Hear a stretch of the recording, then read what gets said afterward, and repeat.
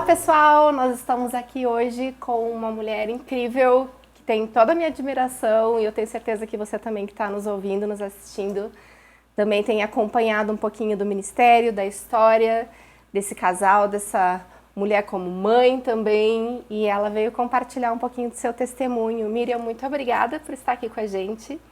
Nós estamos nessa tarde tendo um tempo como casais, os 4 juntos para ter um tempo de mesa, e a gente vem acompanhando um pouco da história, às vezes a gente está mais próximo, às vezes a gente acompanha pelas redes sociais, e não tem como a gente não se envolver com as histórias, né? Porque nós somos igreja, nós somos família, e a gente acompanhou um pouquinho aí dos processos que vocês viveram recentemente, e vai ser uma alegria para a gente poder ouvir um pouquinho de você, do seu testemunho, compartilhar aí de tudo que o Senhor tem feito no coração de vocês. Então, se apresente para nós, apesar de não precisar, né, para a maioria das pessoas. Olha que nem tanto. Olá, pessoal. Eu brinco, né? Meu nome é Miriam, gente. Demorei 8 anos, né, para me tornar Miriam Cavalcante, mas hoje eu sou a Miriam do Brunão, mas o meu nome é Miriam.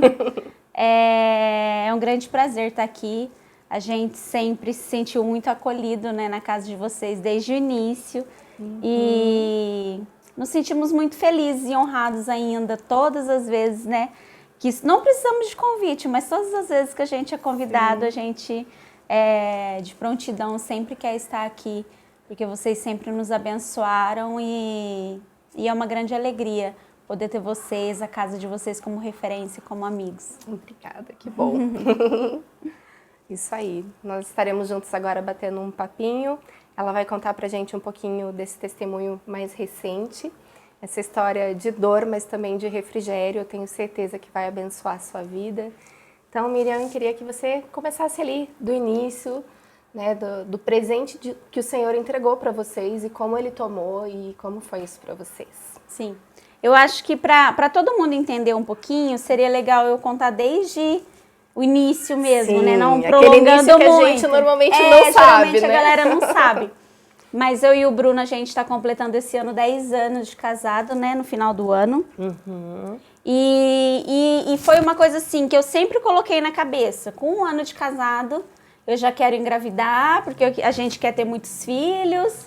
Só que o Bruno, ele era meio relutante, né? Porque ele gosta muito de viajar, então ele queria aproveitar. E eu não, enfim. Com 1 ano de casado, eu comecei a tentar escondida, né? Sempre tentava. Porque a mulher tem esse poder, também, né? Então eu tentava escondida, só que não acontecia, né? E esse processo foi aí 5 anos, mais ou menos, e eu não conseguia engravidar, E queria muito ser mãe, não conseguia. E aí eu me lembro que um dia eu estava orando ali no meu devocional e Deus me falou: e se eu não te der filhos? E aí eu peguei e comecei a confrontar Deus, né? Como se eu pudesse, né? Confrontar Deus. Mas, né, eu me senti ali na liberdade. Né? Vamos falar a verdade. Eu falei, amém, Deus. Não quer me dar filhos? Tudo bem, não tem problema. Então, você vai ter que tirar o desejo de mim de ser mãe, se você não quiser me dar filhos, porque eu quero ser mãe. Foi incrível, assim. No outro dia, ele arrancou de mim o desejo de ser mãe. Tanto que, tipo, aí eu fui conversar com o Bruno, expliquei tudo que aconteceu, ele entendeu, e eu falei, Bruno, eu quero que você esteja pronto, porque eu acho que Deus não vai nos dar filhos. E isso não pode ser um problema pra gente. Pra mim já não é mais. Enfim, comecei a viver feliz, todo mundo me pergunta. E aí agora o Bruno queria, porque queria ser pai. Ah, lógico. Com certeza a lei de Murphy. E aí, assim, todo mundo vinha perguntar, e os filhos? E, tipo, não era mais um problema, não ficava mais triste. Eu era, assim, resolvida. Eu não vou ter filhos e nós vamos gastar a nossa vida em prol daquilo que Deus tem e daquilo que Deus quer fazer com o mundo, né? E aí, quando a gente estava aí no 6º ano de casado, mais ou menos, a gente entendeu que era hora de nos mudarmos de cidade. A gente morava em São José do Rio Preto. E Deus tinha dado uma palavra pra gente, que a nossa mudança não tinha mais a ver com igreja, né? Mas tinha a ver conosco. E ali naquele lugar, a gente estava se mudando para Taubaté, E ali naquele lugar Deus ia nos entregar, né? A tampa do quebra-cabeça. Até então, nesses 5 anos e meio, ele tinha nos entregado as peças e agora ele ia nos entregar a tampa ali. E foi incrível, nós nos mudamos, tudo começou assim a acontecer, sabe? Em todos os sentidos da nossa vida, como casal, no ministério, como família, filhos e tudo mais. Quando deu 1 ano que nós estávamos ali, eu lembro até hoje que o Bruno fez aniversário dia 28 de maio e eu tinha marcado uma festa para ele surpresa e aí chegou lá a Érica, né, a pastora Érica, ela falou, e aí, Miriam, eu sonhei que você estava grávida. E aí ela já sabia disso, né, eu falei, Érica, esquece, né, não, mas você precisa orar. Aí eu cheguei em casa, eu resolvi orar de novo, falei, Deus, e aí? Eu não vou ter mesmo? Olha, Deus, se você quiser, né? Se quiser devolver de novo, não tem problema nenhum, tá? Eu rebobino e eu volto a ter vontade de ser mãe. Enfim, eu engravidei. Uau. 1 mês depois, 2 meses depois, nós conseguimos engravidar do nosso primeiro filho, Joshua. E aí os nossos planos eram o quê? A gente o Bruno já tinha uma filha, né? Que não mora com a gente não namorava quando ele teve essa filha. E aí, o nosso primeiro filho como casal seria o Joshua, né? E aí, a gente tinha os planos o quê? Já tinha a Lana, o Joshua, a gente vai ter mais um filho e depois a gente vai partir para adoção. E aí, chegou ano passado, a gente engravidou, tudo perfeito, assim. Planejadinho. Né? Eu queria ser mãe até os meus 35 anos. E era uma menina, então seria mãe de um menino e uma menina. E tudo muito, muito assim, muito perfeito, sabe assim? Foi quando chegou no começo do ano, agora em janeiro. Eu tava completando 8 meses, né? Tava com 32 semanas, a gente tava viajando de férias. Eram as férias assim... era o sonho da família, né? A gente conseguiu ir para fora. 4? Estávamos todos nós, os 4. Eram assim, as férias perfeitas, né? E aí, quando deu dia 9 de janeiro, se eu não me engano, uma sexta-feira, nós chegamos em casa ali, na casa que a gente estava hospedado. E quando eu fui deitar, todas as vezes que eu ia me deitar, ela sempre se mexia. E aí, aquele dia, ela não se mexeu. E aí, eu falei, nossa, que coisa estranha. A Zoe não se mexeu, né? E eu falei, vou ficar prestando atenção a noite toda. E, tipo, a noite inteira, eu não dormia aquela noite. A noite inteira, eu ficava mexendo e nada. Ficava me colocando em posições que eu sabia que era desconfortável para ela. E nada. Chegou de manhã, eu esperei a Flávia e o Aquino acordarem, né? Porque eles conheciam mais, né? Já foram lá várias vezes. E quando eles acordaram, eu chamei o Bruno, falei, Bruno, eu acho que a Zoe não está se mexendo. Vamos ver de fazer alguma ultrassom, algum lugar, ver se a Flávia conhece o Aquino, pra gente poder ver. Porque eu sei que no finalzinho eles começam a se mexer menos, mas ela não se mexeu a noite inteira. E aí, chamei a Flávia, expliquei pra ela, e aí todo mundo tentando, né, Até então eu não batia o desespero, eu só queria fazer uma coisa assim, fazer uma checagem, isso, desencargo de consciência, para ver se estava tudo bem. E aí chamamos ela, a gente tinha conseguido já, isso era umas 9 horas da manhã, a gente já tinha conseguido um lugar para fazer uma ultrassom às 2 da tarde. Mas aí eu fui no banheiro e quando eu fui no banheiro começou a sangrar um pouquinho. Aí eu saí do banheiro, falei, gente, vamos ligar no plano não, no seguro, né? E vamos para um hospital, porque eu comecei a sangrar, então eu acharia melhor a gente ir para o hospital. A gente foi para o hospital, chegamos lá e aí eles, assim, depois de muita tentativa, porque eles vinham, faziam uma ultrassom e nada. Só que eu fiquei tranquila. Por quê? Eu fiquei tão tranquila quando eu fui saindo de casa, eu peguei umas roupinhas já, eu falei, eu acho que ela deve nascer, né? E era o sonho do Bruno. Era que a Zoe nascesse nos Estados Unidos. E aí saí de casa, separei umas roupinhas, falei, olha, Bruna, ela tava com a gente, lava as roupinhas, qualquer imprevisto, qualquer coisa, já deixa lavadinho. Tava indo no caminho, a Erika me mandou mensagem, ela vai ser americana, que não sei o quê. Chegou lá, primeiro ultrassom, nada de batimento. Mas eu fiquei tranquila, porque na do Joshua, na gestação dele, era muito difícil achar o batimento cardíaco dele, né? Era muito difícil. E na do Joshua, eu tinha sangrado exatamente na mesma semana. Olha só. E não foi nada, né? Então, assim, eu tava muito em paz, tranquila. E aí veio o primeiro médico, nada, não achava. Me levou em outra máquina de ultrassom, nada, não achava. Depois de umas 4 tentativas, daí chamaram a Flávia estava com a gente para fazer a tradução. E aí, na hora que eu vi a Flávia, a fisionomia dela, eu já entendi ali que realmente não tinha batimento. Só que não caiu a nossa ficha, sabe? Não caiu a nossa ficha até então. Então, eles vieram e falaram, olha, nós vamos precisar levar vocês para um outro hospital, porque lá eles têm mais recursos. Quando eles falaram eles têm mais recursos, na nossa cabeça era, lá eles têm um aparelho melhor. Mas na verdade não, é que lá eles tinham mais recursos para fazer o parto, né? Sim. E aí eu fui ali na ambulância achando que lá eles teriam um equipamento melhor. Chegou lá no outro hospital, aí veio a médica e eu me lembro, voltando um pouquinho, no primeiro hospital, eu lembro que na hora que o Bruno veio dar a notícia, né, de que não estavam mesmo achando o batimento, ele veio assim todo arrependido, com remorso, se culpando, né? Porque eu não queria muito ir viajar e ele queria muito oferecer essas férias para a família, né? E aí eu tinha dito para ele, olha, nós só vamos se Deus nos der tudo, senão nós não vamos. E aí Deus assim, deu tudo. E aí por isso que a gente decidiu. E na hora que ele veio se culpando, ele é culpa minha, eu que forcei você vir. Eu virei para ele e falei, Bruno, Deus sabe o que faz. Eu poderia perder ela atravessando a calçada. Isso aconteceria em qualquer momento, em qualquer lugar, em qualquer momento, qualquer situação. Deus sabe o que faz.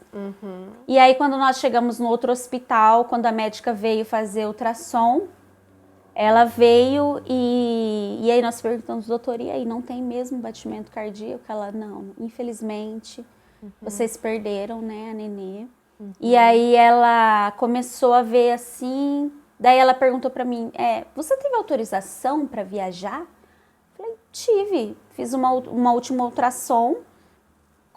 Você trouxe as suas outras ultrassons? Eu falei, olha, eu trouxe, mas ficou tudo lá na casa. Estava tudo bem com a sua filha? Sim.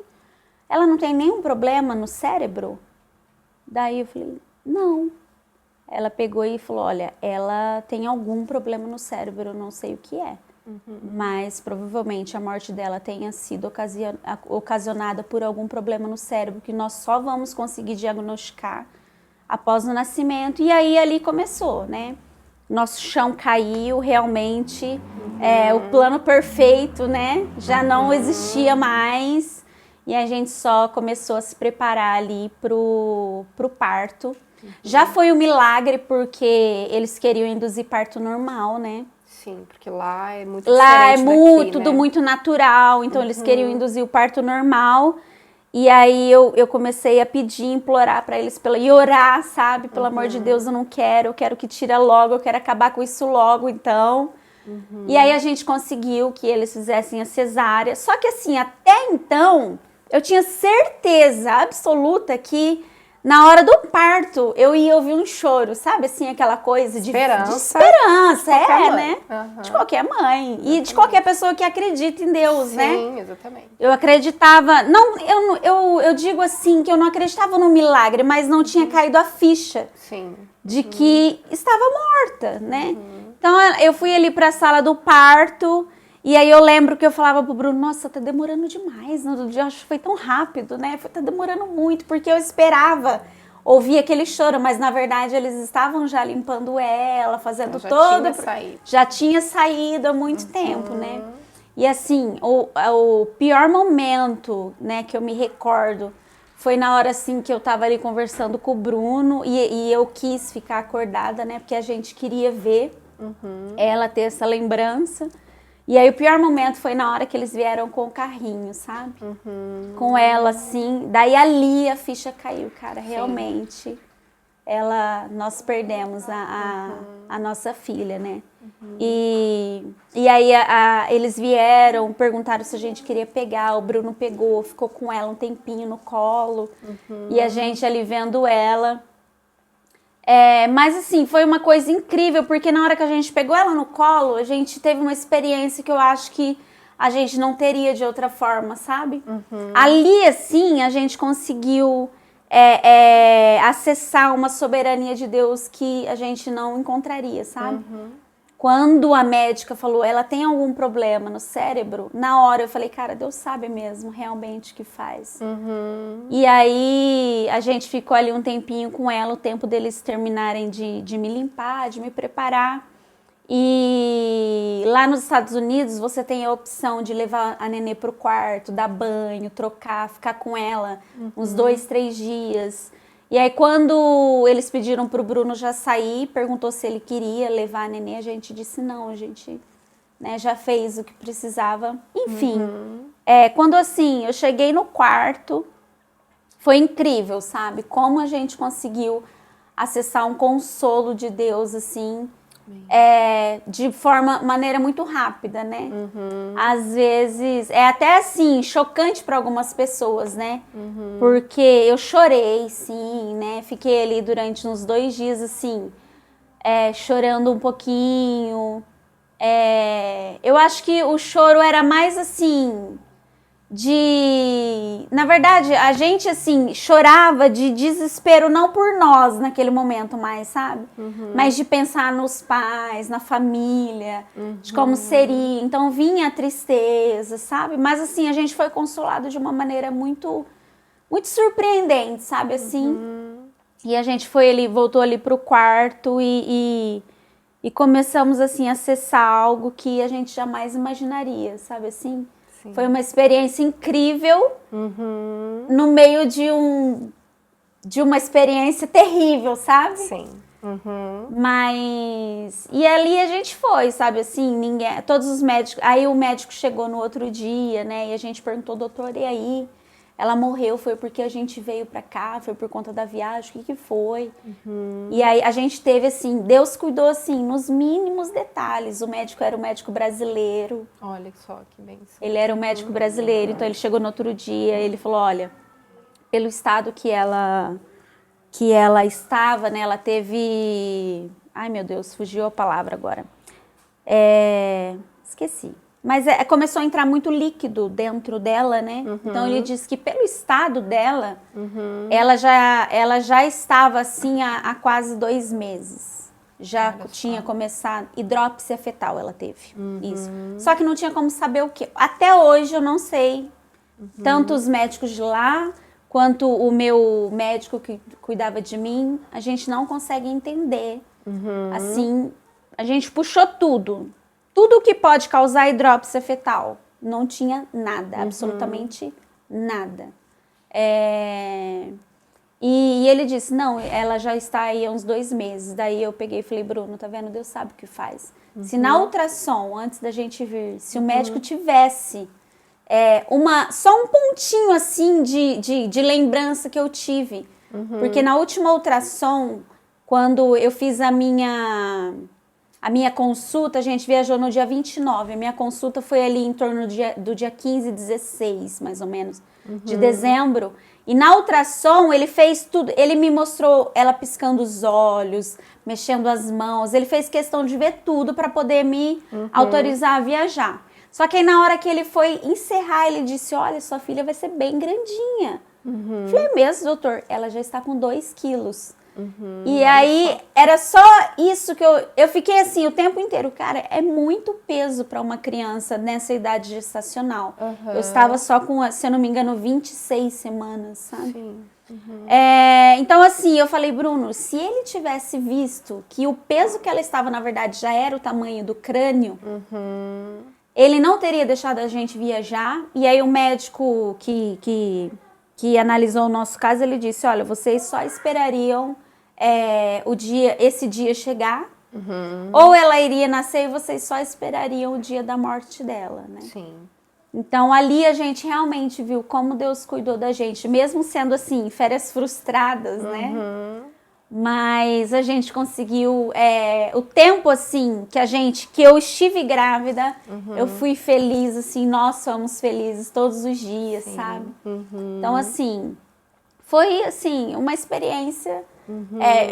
Eu não posso dizer que é uma experiência que eu desejo para todo mundo, né? De forma alguma. Com certeza. Mas eu desejo que todos encontrem, sabe? Consolo. Mesmo em meio a momentos muito difíceis. Isso eu espero que todo mundo consiga, sabe? Exatamente. Alcançar. Esse toque sobrenatural. Isso, que só Deus pode Só dar, Deus. sabe? Eu sempre orei dizendo para Deus. Nós tivemos uma experiência muito difícil também na gestação da Louise, porque estava indo tudo muito bem e com 36 semanas eu comecei a perder líquido e fui pro hospital, não tinha certeza se era bolsa, nada, porque não era nada demais, nada alarmante, mas o médico mandou ir, foi feita uma checagem, tanto que ela colocou um lenço para ver se era líquido mesmo, me mandou ir pro shopping, passear e voltar. E quando eu voltei, ela falou, não, você tá perdendo, nós vamos precisar fazer a cesárea. E o médico falou, eu só vou fazer a cesárea com UTI, com vaga na UTI, né, por mais que ela já tivesse um peso ok. E ele disse, eu não vou correr esse risco. E quando ela nasceu, nós tivemos a surpresa dela ir direto para a UTI, porque ela começou a fazer esforço respiratório. Então, nós ficamos com essa surpresa no momento, mas a presença de Deus, o consolo, e é uma coisa que eu digo para Deus sempre, eu não vou entrar aqui no meu testemunho, mas eu falo, Deus, que saudade daqueles dias. Eu não sei, talvez você tenha esse mesmo sentimento. Porque a presença de Deus, aquilo que nos aquece, nos envolve nesse momento, é tão forte, é tão poderoso que eu falei, Deus, eu não quero ter que passar por isso de volta para eu provar dessa experiência. Sim. E assim, não desejo realmente, como você diz, a gente não deseja que ninguém passe pelas dores que a gente passou para provar desse poder, mas eu falei, Deus, foi tão, tão forte, tão poderoso, me aqueceu tanto que eu sinto saudade daqueles dias. Mas eu falei, não quero que seja daquele jeito. E a gente busca, lógico, Deus de uma forma intensa, sempre com essa marca na nossa vida, né? E eu tenho certeza que vocês foram marcados por essa presença sobrenatural dele. E o que a gente pode desejar para as pessoas que nos assistem é procurem essa presença, essa soberania, esse toque, que não tenham que passar por experiências como essas, com certeza, mas essa presença de Deus que nos aquece, que é tão poderosa. Eu falei, eu não me imagino mais estar fora dela, assim, né? Sim. E na verdade, uma das coisas assim que mais impactou a gente depois é o choque de realidade que você assim se depara, sabe? As pessoas que me conhecem, né, tanto que as minhas amigas, né, meus pais, a família, assim, todo mundo sabia que eu estava bem. Porque conhecem o meu perfil, sabem como eu sou, né? Eu sou essa pessoa, eu sou muito decidida, confiante, sabe? Se Deus falar que eu não vou ter nada, amém. Se Deus falar que eu vou ter tudo, eu sempre fui assim, sabe? Então eles sabiam que eu estava bem, mas assim, o choque de realidade que a gente teve depois disso é incrível, porque você começa a analisar, sabe, assim, tudo. Acho que é o que acontece em velório muito, né? Infelizmente, só nesses dias a gente eu acredito que por isso que a gente experimenta isso, né? Acho que a Bíblia fala para o homem se autoanalisar por essa questão, né? Se a gente tivesse esse hábito todos os dias, né? Que a gente tem que ter, a gente consegue acessar esse lugar. Porque todos os dias a gente se depara com algo mal, né? Algo ruim. Exatamente. Mas assim, a gente tomou um choque assim de realidade que fez a gente ver e falar, cara, nós cristãos, assim, a gente fala tanta coisa, a gente lê tanta coisa na Bíblia e às vezes a gente não vive. Porque a primeira coisa que a gente pensou, né, depois que chegamos ali no quarto e a gente estava conversando, a primeira coisa que a gente pensou, cara, a gente tinha acabado de lançar a música É Tudo Sobre Você. A tempestade é você, o vento forte é você. E agora eu vou ter que viver esse negócio. É isso sabe? aí. E aí a gente começou a analisar todas as músicas que a gente canta. Nunca fez tanto sentido. Daquele sábado pro domingo, o versículo: o choro pode durar uma noite toda, mas a alegria vem ao amanhecer. E foi o que aconteceu de verdade, assim, sabe? Eu lembro, nós chegamos no quarto, assim, eram umas 11 horas da noite, mais ou menos.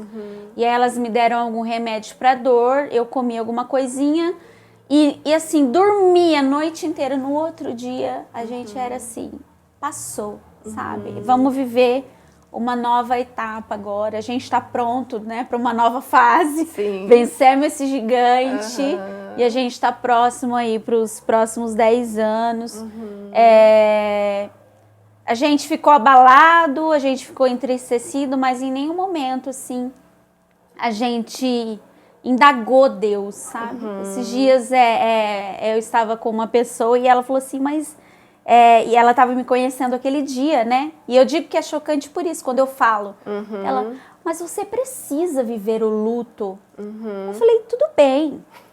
Se eu estivesse com vontade de ver o luto, eu viveria. Mas eu não tenho vontade. Eu lembro que era para ela ter nascido dia 4 de março, né? Era a previsão. Eu lembro que quando deu dia 4 de março, eu me lembrei, era mais ou menos a hora do almoço. Então eu fiz almoço, almoçamos. Aí era a hora de dar banho no Joshua para ele ir para a escola, né? E aí eu peguei e falei assim, nossa, acho que eu vou ficar em casa hoje de luto, né? Porque era o dia que ela ia nascer, acho que era o que qualquer pessoa faria, né? E aí eu tava tomando banho ali, dando banho no Josh, trocando ele, e eu falei, mas por que eu vou ficar em casa? Eu não tô com vontade, sabe?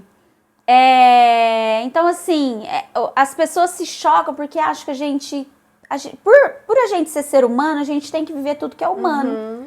Mas é isso que eu digo, a diferença de todo cristão. O cristão, ele precisa se conhecer. Então, eu me conheço, eu sei que eu sou essa pessoa. Se eu não sou de luto, se eu lido muito bem com a morte, por que eu tenho que fazer o que todo ser humano faz? Se eu estou feliz, amém. Sim. Se o outro está triste, amém, que ele está triste também. Só que a gente ficou triste, a gente chorou, só que nunca veio a ponta. Deus, por que você fez isso? Que eu acho que é onde muitos, principalmente quem vive o luto... Sim, é que mais questiona, isso, né? Por que você fez isso? Na verdade, a única pergunta que a gente indagava era, pra quê? Em que nível o Senhor quer nos levar? Sabe, assim, que as nossas feridas saia poder para curar, então amém, não tem problema nenhum, sabe? Isso aí. Então, a gente conseguiu se deparar com esse choque realmente de que, cara, a gente como cristão, a gente lê, a gente vê, a gente ouve, a gente fala, mas na hora de viver, acho que a gente está experimentando muito isso hoje, né? Sim, exatamente. As igrejas, né? A igreja é a casa, a igreja não é o templo, e aí agora a gente se depara, os templos estão fechados, e aí? Cadê a igreja? Somos nós ou não? Sabe assim? Então, eu acho que o maior choque de realidade que a gente teve não foi a morte da nossa filha, foi falar assim, cara, a gente canta tanta coisa, lê tanta coisa ali na Bíblia e fala tão bonito, né? Mas na hora de viver... Agora vamos viver. Precisamos viver, isso. Exatamente. Eu entendo justamente isso, porque Deus, Ele fala que nós seríamos transformados de glória em glória. Então, é nessa presença transformadora dele sobre a nossa vida. Né? Então, e a glória dele vem nos momentos de dor, vem no momento da luta. Né? E tem muita gente que acha que a glória é só aquele friozinho na barriga, quando a borboleta vem e você tá lá provando de algo muito sobrenatural naquele culto poderoso. Não. Deus vem com a glória dele no seu secreto, Deus vem com a glória dele na tua dor, Deus vem com a glória dele onde ele quiser. Se a gente consegue, como você disse, acessar esse lugar, nós seremos transformados. E é de glória em glória. A gente precisa passar por isso, porque são processos que Deus permite que a gente passe, né? E eu creio assim que o processo do luto, ele pode ser vivido pelo crente. Eu acho que é diferente do deve mesmo. Isso. Porque ele é o consolador. Então, a forma que nós nos expomos a essa presença, esse poder dele, ele pode nos consolar, nos tocar com uma profundidade intensa. E assim, eu entro nesse lugar de não te julgar mesmo, porque eu tive muito perto do Farley, que passou pela perda do pai. Nós éramos recém-casados, mas eu lembro quando ele recebeu a notícia, foi na noite, no dia seguinte teve o sepultamento, e ele tinha uma ministração numa igreja, era aqui em Curitiba ainda, no sábado à tarde, assim, à noite, no início da noite. E ele falou, Dani, eu não vou desmarcar. Eu não vou desmarcar. E é um choque para todo mundo. E é um choque para as pessoas. Eu lembro que nós estávamos lá no velório, esperando, e ele estava, você via Deus tocando, consolando, né, tanto ele quanto a família, e para ele foi muito forte. E eu lembro que ele entrou numa ministração sobre paternidade, você imagina o choque para a igreja. Ele entrou para falar sobre paternidade naquele dia, e ele encerrou falando que ele tinha acabado de sepultar o pai, mas que ele estava recebendo de Deus o consolo. Então, assim, é aquela presença que você se expõe e fala, Deus, é só o Senhor para me tocar, para vir e me tomar, então faz o que você quer com isso. E é para testemunhar a glória dele. Eu tenho certeza que é o que vocês estão provando, e o Senhor nos leva para um nível diferente, e isso é para a glória dele mesmo, né? Porque a gente vê, depois das experiências difíceis que a gente tem, a gente sobe um degrauzinho ali, Sim. porque Deus nos cavou num lugar mais profundo, né? Então, para que você cresça, para que você amadureça, e faz parte, né, os processos. E eu acredito que a igreja precisa se preparar para isso, sabe? Isso. Que eu creio que Jesus falou, né? Eu peço, né? Eu não vou pedir para que tire eles do mundo, mas eu peço para que os livre do mal. Então, a igreja, né? Nós estamos passando por isso, sabe? Sim. A gente vai passar por muita coisa ruim, mas a diferença e o que eu acho, o testemunho da igreja vai ser esse. Cara, todo mundo está sofrendo, por que eles ficam felizes num momento desse? Exatamente. Sabe? Então eu acho que o maior testemunho é esse. Bom, o nosso maior testemunho é da morte de alguém. Exatamente. Né? Então, eu gosto e eu desejo, todos os dias eu oro, assim, para que a gente vive o evangelho de uma maneira simples, sabe? A gente lide com tudo de uma maneira simples. E até na morte. E a gente genuína, sempre, né? a gente sempre, eu e o Bruno, assim, a gente sempre foi muito tranquilo em relação à morte. Mas todo mundo falava, mas porque vocês nunca perderam alguém muito querido? Vocês só perderam um vô, tio, né? Nunca foi ninguém. E provou pra gente que realmente a gente tá nesse lugar, sabe? Sim. Assim, de que, cara, eu tô aqui, sabe? Pra viver esse mundo pro dia da minha morte, se eu morrer ou se eu não morrer, mas para que esse dia seja um dia glorioso, sabe? Sim. A gente prega tanto que a gente quer estar com Cristo, mas na hora que alguém vai com Cristo, a gente fica perguntando, Deus, por quê? Exatamente. Sabe assim? Então, é tempo da igreja amadurecer, Exatamente. sabe? Para entrar num lugar assim de que, Deus, nós estamos prontos, né? Sim. Se preciso for, não tem problema, sabe? Eu entendo que a dor, ela faz parte justamente porque nós não fomos criados para a morte. Sim. A morte veio como uma consequência do pecado.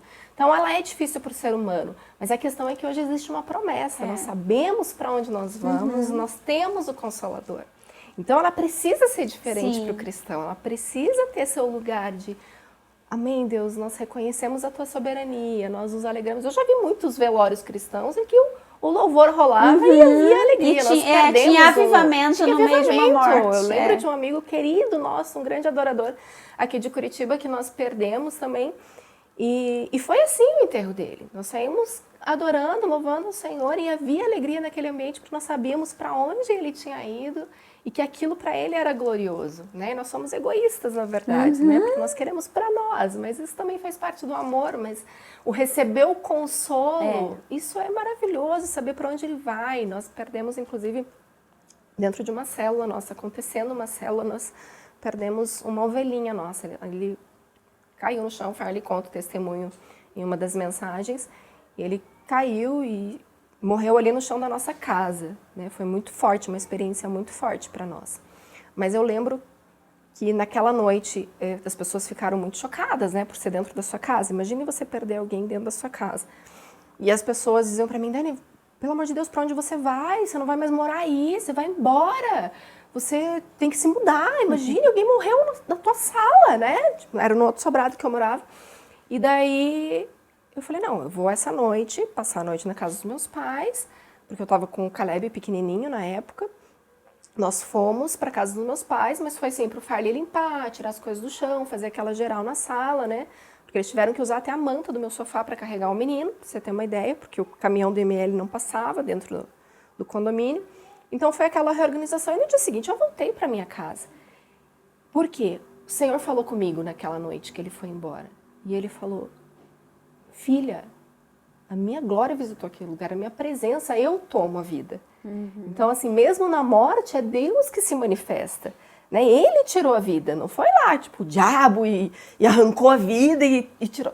Foi Deus. Eu falei, gente, foi uma experiência gloriosa. Deus esteve naquele lugar. Sim. Eu falei, eu não posso ter medo daquele lugar, eu não posso me sentir mal naquele lugar. Deus foi lá recolher. Né? Ele enviou anjo, não sei como foi, mas né, ele foi retirado daquele lugar. E eu sei que foi glorioso. E eu tive uma experiência quando daí na primeira noite que eu fui dormir em casa, eu tive um semi-arrebatamento, eu digo, porque eu estava dormindo e eu tive uma experiência de como se eu tivesse sendo levada nos ares. E veio uma alegria, eu fui tomada de uma alegria tão profunda que, gente, é inexplicável a alegria que eu senti, como se o Senhor estivesse me levando e aquela alegria me tomou. Eu falei, uau, foi isso que ele sentiu. Eu tive, sabe, uma mini experiência, um semi-arrebatamento e o Senhor me mostrou a alegria do coração daquele menino que foi levado da minha casa. Então, isso é poderoso. Eu falei, gente, Deus se manifesta, é a glória dele se manifestando. Até mesmo na morte, a gente precisa entender que é ele. Sim. Né? Tudo sobre ele mesmo. E eu creio que é tempo de nós mostrarmos quem Deus é mesmo, assim, sabe? Exatamente. Principalmente nesse momento, no momento em que ele tira algo. Exatamente. Porque a gente pinta um Deus, né, que nos dá tudo. Exatamente. E aí na hora que ele tira, a gente é tão egoísta porque ele tirou da gente. A gente não pinta. E aí a gente começa a pintar um Deus que tira as coisas, sabe? E nós precisamos começar a pintar Deus de uma forma diferente. Não é que ele nos dê. Ele está nos confiando. Exatamente. Ele nos confia o emprego, ele nos confia a nossa vida, ele nos confia a nossa saúde. E se ele resolve pegar, é dele. Sim, nós só somos mordomos aqui, né? Entendeu? Então a gente precisa começar a pintar Deus, quem Deus é de verdade, sabe? Ele é o Criador, ele tem todo na mão tudo, todas as coisas. Exatamente. E ele não faz, eu vou fazer isso aqui só para ver se ela vai se lembrar de mim. Não, sabe? Ele faz isso, de repente, para dar um estalo, sabe? Assim, porque é dele, sabe? Se ele quiser pegar, amém. Se ele não quiser pegar, nós vamos tentar multiplicar isso. É tempo de nós vivermos o evangelho de uma maneira simples, começar a pintar Deus, sabe? De uma maneira simples, para que os outros sejam alcançados, amém, sabe? Para que as pessoas vejam, né? Essa paz que excede todo o entendimento, né? Nós estamos no luto, nós estamos alegres, nós perdemos o emprego, nós confiamos em Deus, sabe? Em todo momento, é na alegria, na tristeza, é um casamento, né? Exatamente. Né? É na saúde, é na alegria, é na tristeza, é na morte, seja onde for, sabe? Nós precisamos confiar que Deus, ele é dono de todas as coisas e ele é soberano em tudo. Amém, é verdade. Assim, cremos e eu tenho certeza que esse é o momento que nós temos vivido de uma grande oportunidade, né? De nós revelarmos quem Deus é no meio de uma pandemia, onde tantos estão sofrendo. Eu acho que é a oportunidade que o Senhor está nos dando para também termos um encontro pessoal com Ele, para provarmos dessa glória transformadora dele nas nossas casas, nas nossas famílias, com quem estamos. Eu sei que tem pessoas, inclusive, perdendo pessoas, né, das suas famílias, pessoas queridas, mas todas as pessoas podem provar desse poder de Deus. Na verdade, eu acho que o grande avivamento que o mundo aguarda é justamente esse. Exatamente. É ele olhar para o vizinho e falar, cara, alguma coisa de diferente ele tem, o que será que é? Por que eu estou passando por tudo isso e eu fico tão apavorada? Que esperança que eles têm, né? Que esperança é essa? Que alegria é essa? Sabe? Qual que é a fonte disso? Então, eu creio que como igreja nós vamos viver um novo tempo em relação a isso, de podermos manifestar quem Deus é, esse poder, essa soberania na dor, na alegria, né? na falta, no muito. Nós declararemos que Ele é o nosso Senhor, que Ele governa, que nós o amamos acima de todas as coisas. nos rendemos aos processos. Amém? Amém. Miriam, obrigada pelo seu Imagina. tempo, foi muito bom te ouvir.